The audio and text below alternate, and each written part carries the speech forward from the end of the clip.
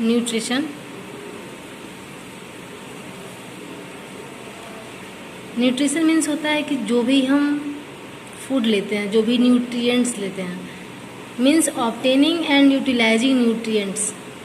Obtaining and utilising, जो भी लेते हैं, जो भी बॉडी में यूटिलाइज करते हैं, यूज करते हैं, इसी प्रोसेस को हम न्यूट्रिशन कहते हैं। कोई भी न्यूट्रिएंट्स लेते हैं उससे क्या होता है, हमारे बॉडी का ग्रोथ होता है। बॉडी में कहीं भी कुछ अगर डैमेज हो जाता है तो उसको रिपेयर करता है।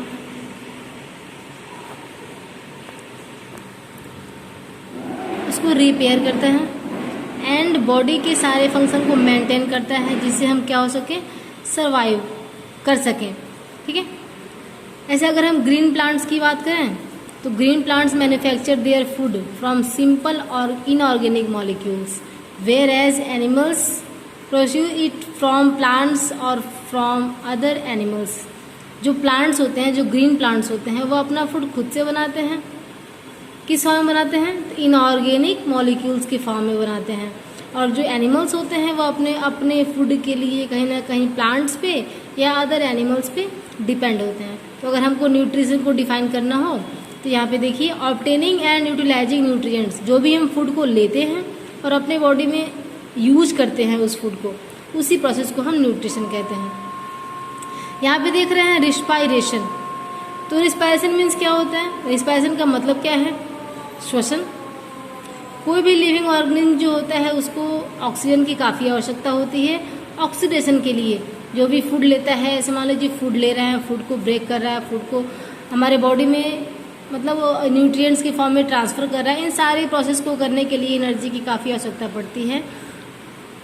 और क्या होता है, ऑक्सीडेशन के टाइम में, जब ऑक्सीडेशन हो रहा होता है उस टाइम में क्या होता है, CO2 का फॉर्मेशन होता है। And in respiration oxygen is taken in and carbon dioxide is expelled. ठीक है। एक्सक्रीशन क्या होता है, एक्सक्रीशन मीन्स होता है कि हमारे बॉडी में जो भी फूड वगैरह हम लिए हैं, उस फूड जो भी लिए हैं उस फूड में क्या होता है, कुछ यूजफुल भी होते हैं और कुछ वेस्ट भी होते हैं। तो जो यूजफुल पार्ट्स होते हैं वो हमारे बॉडी में ट्रांसफ़र हो जाते हैं, और जो मेटाबॉलिक वेस्ट होता है, जो मेटाबॉलिक वेस्ट होता है, मेटाबॉलिक मीन्स बताए थे आप लोग को हम पहले कि जो भी हमारे बॉडी के अंदर जो भी प्रोसेस होते हैं वो मेटाबॉलिज्म या मेटाबॉलिक प्रोसेस कहे जाते हैं। तो जो भी हमारे बॉडी में मेटाबॉलिक वेस्ट होते हैं वो क्या होते हैं, बॉडी से वेस्ट के फॉर्म में बाहर निकल जाते हैं, उसी को हम एक्सक्रीशन कहते हैं। देखिए यहाँ पे, all living organism have an efficient system to get rid of the metabolic waste from the body and this process is called excretion. मतलब बॉडी से जो भी वेस्ट होता है वह निकलता है, उसी प्रोसेस को हम एक्सक्रीशन कहते हैं। नेक्स्ट टॉपिक है growth, repair and death.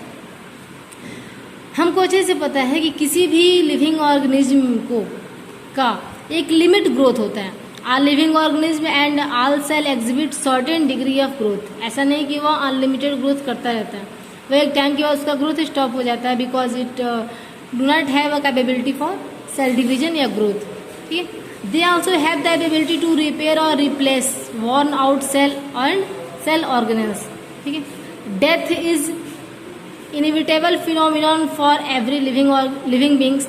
Death क्या होता है कि वह हमारे किसी भी लिविंग बीइंग में एक टाइम के बाद, जब भी हमारे मतलब उसका टाइम खत्म हो जाता है तो उसका क्या होता है, डेथ होता है, वह बॉडी का कोई फंक्शन वर्क नहीं करता है। अब देखते हैं कंट्रोल एंड कोऑर्डिनेशन क्या होता है।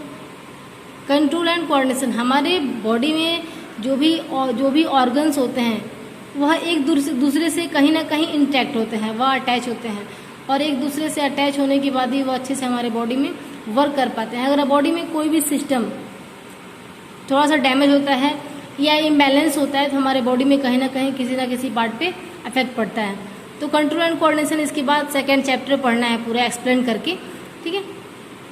इरिटेबिलिटी क्या होता है, ऐसे हमारे लिविंग ऑर्गेनिज्म जो होते हैं वह हमारे इन्वायरमेंट में कुछ भी होता है तो उसको रिएक्ट करते हैं या उसको रिस्पॉन्स करते हैं। जैसे मान लीजिए अगर कोई भी चीज़ हमारे सामने दिख रहा है तो उसको हम रिस्पॉन्स करते हैं, अरे मतलब ये क्या है या ये कैसे है, तो उस चीज़ को देखना और देखने के बाद उसको रिस्पॉन्स करना, ठीक है, या रिएक्ट करना, यही क्या होता है आपका इरिटेबिलिटी का। देखिए यहाँ पे living organism response and react to change in their external and internal environment.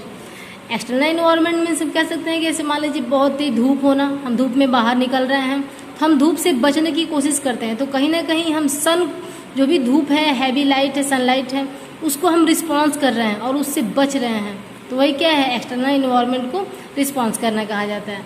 And the capacity to react to stimuli is known as irritability. ठीक है, रिप्रोडक्शन क्या है, रिप्रोडक्शन जो होता है वो हमारे सारे लिविंग ऑर्गेनिज्म के लिए बहुत ही इंपॉर्टेंट प्रोसेस होता है, जिससे क्या होता है कि नए ऑर्गेनिज्म का डेवलपमेंट होता है, प्रोडक्शन होता है।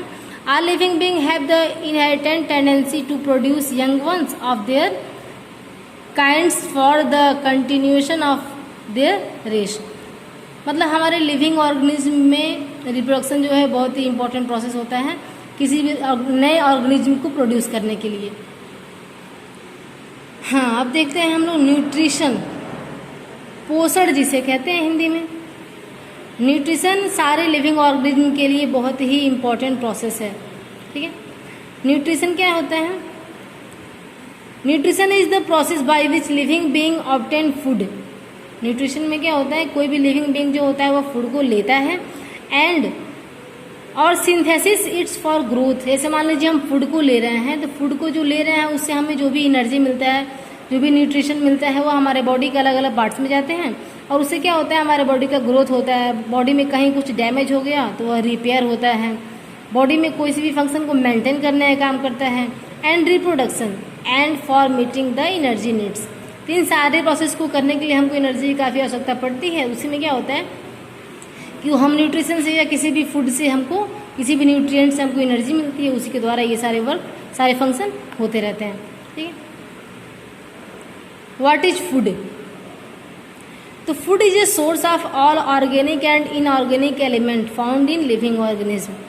फूड जो होता है वो क्या है, एक तरह से सोर्स है किसी भी ऑर्गेनिक एंड इनऑर्गेनिक एलिमेंट का लिविंग ऑर्गेनिज्म के लिए। Food is a source of all organic and inorganic element found in living organism, जो लिविंग ऑर्गेनिज्म में पाए जाते हैं। जैसे यहाँ पे क्या कह सकते हैं, carbon, hydrogen, oxygen, nitrogen, sulphur, phosphorus, sodium, potassium and etc.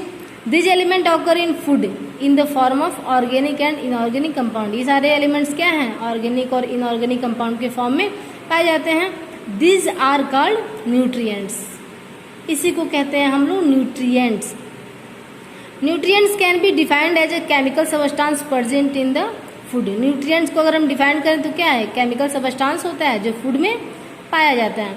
Which can organism obtain from the surrounding. ये कहाँ से मिलते हैं हमको, हमारे इन्वायरमेंट से मिलते हैं, हमारे वातावरण से मिलते हैं जो हमारे अगल बगल हैं। And use them as a source of energy.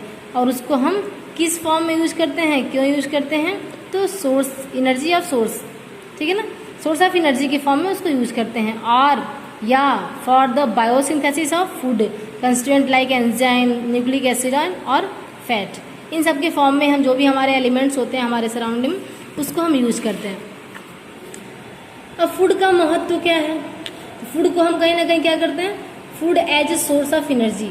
Food को हम एनर्जी के सोर्स ऑफ एनर्जी के फॉर्म में यूज करते हैं। ठीक है,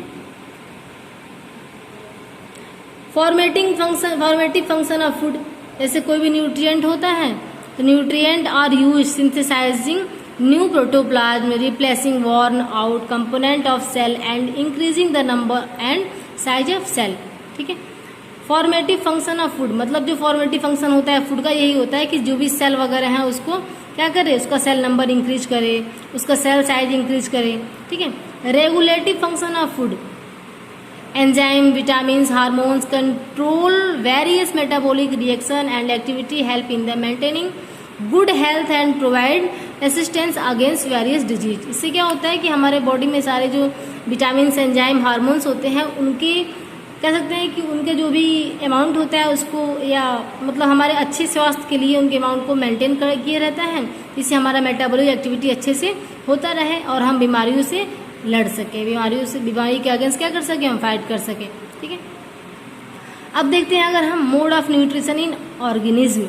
तो मोड ऑफ न्यूट्रिशन में दो टाइप होता है मेन, एक होता है ऑटोट्रॉफिक जिसे हम स्वपोषी कहते हैं, और एक होता है हेटेरोट्रॉफिक जिसे हम परपोषी कहते हैं। ऑटोट्रॉफिक मीन्स क्या होता है कि those organism those organism prepare their food themselves, ऐसे ऑर्गेनिज्म जो अपना फूड खुद से बनाते हों उसे हम ऑटोट्रॉफिक न्यूट्रिशन कहते हैं, स्वपोषी कहते हैं। और हेटरोट्रॉफिक में हो जाएगा कि those organism do not prepare their food themselves, it depend another organism for their food is known as heterotrophic nutrition, या परपोषी कहते हैं इसको। ऑटोट्रॉफिक में यहाँ पे पढ़ना है हम लोग को दो चीज़, फोटोसिंथेसिस और कीमोसिंथेसिस। और हेटरोट्रॉफिक में 3 टाइप्स होते हैं, 3 पार्ट्स होते हैं इसको, सैप्रोफाइटिक, पैरासिटिक, होलोजोइक।